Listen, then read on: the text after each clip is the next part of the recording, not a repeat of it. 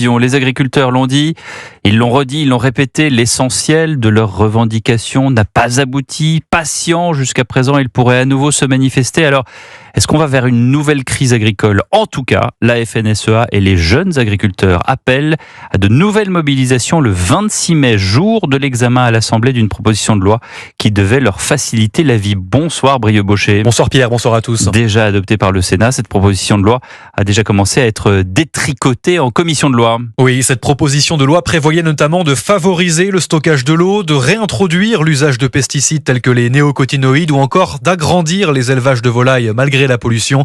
Des dispositions retoquées en commission. Hervé Lapie, numéro 2 de la FNSEA, s'estime trahi. Les promesses formulées l'année dernière n'ont pas été tenues. Pas mal de coups de canif, voire une vraie trahison de la part des députés qui ont examiné cette proposition de loi. Ce qu'on craint, c'est que cette proposition de loi ne voit pas le jour. Plutôt que de lever les contraintes, les députés ont eu la bonne idée de mettre des contraintes supplémentaires. En réponse, la FNSEA et les jeunes agriculteurs prévoient des actions en région et autour de l'Assemblée nationale. C'est pour faire pression, c'est pour leur expliquer en fait. L'objectif, c'est de leur expliquer aux députés ce qu'il y a dans ce texte de loi et que l'agriculture en a vraiment besoin, quoi. L'enjeu pour la filière agricole est aussi de ne pas se laisser distancer par la concurrence européenne. C'est le cas sur l'usage de certains pesticides autorisés en Allemagne ou en Italie mais interdits en France. Pour la FNSEA, c'est la souveraineté alimentaire de la France qui est de nouveau en jeu. Merci Brieux Baucher.